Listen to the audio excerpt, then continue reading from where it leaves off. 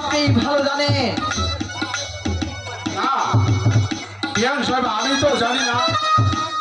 আমার মা কমলাকে যেদিন আপনার হাতে তুলে দিয়েছিলাম সেদিন দেখভাল করার জন্য আপনাকেই দায়িত্ব দিয়েছিলাম। কিন্তু এমন ভাবে পাঠিয়ে দিয়েছেন আমার উঁচু মাথাটা আপনার কন্যা একবারে নিচেও পড়ে গেছে। আমার মা কমলা এই কাজ করতে পারে না। আমি আমি এদের কিছুতেই বিশ্বাস করতে পারছি না। বিশ্বাস করবেন কি করে?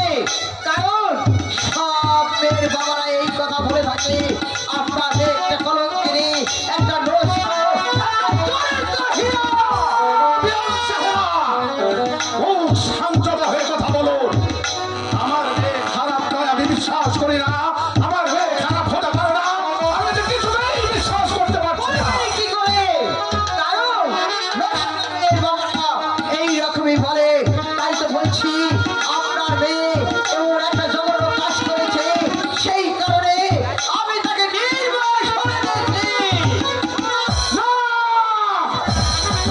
বিয়ান সাহেবা, আপনি বনবাস দেওয়ার আগে একটু ভাবলেন না? আমার মেয়ে অবুঝ, সে একটি ভুল করতেই পারে।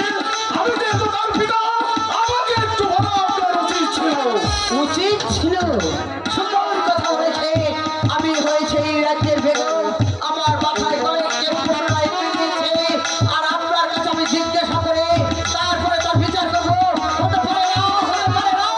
আমি বেগম, আমার বিচারে যা হয়েছে আমি তাই করেছি।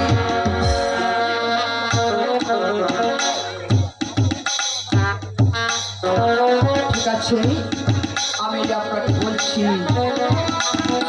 এই মুহূর্তে আপনার যদি এতটুকু লজ্জা থেকে থাকে আমার বাড়ি থেকে আপনি চলে যান। আর তা যদি না হয় আমি ঘাড় ধাক্কা দিয়ে দারোয়ানকে ডেকে বাইরে করে দিতে বাধ্য হব। আমাকে আমাকে আর গলা ধাক্কা দিয়ে বের করতে হবে না। আমি আমি নিজেই চলে যাচ্ছি। এই কথা যদি সত্য হয়, আমি আমি আমার মেয়েকেও খন্ড খন্ড করে ওই তীরমোহনার নদীতে একবারে ছেড়ে দিব। চলে গেল। এতটুকু লজ্জা যদি থেকে থাকতো আমার বাড়িতে আসতো না। কারণ আমি জীবনে কখনো কল্পনাও করতে পারিনি এমন একটা চরিত্রহীন মেয়ে নাকি আমার পুত্র বধূ হবে। না না, আমার পুত্র বধূ হলে হবে কি? আমি তাকে ক্ষমা করিনি, ক্ষমা করতে পারি না। তাই তো বলছি, হে মেহেরবান খোদা, তুমি আমাকে শক্তি দিও, তুমি আমাকে ভরসা দিও, ভরসা দিও।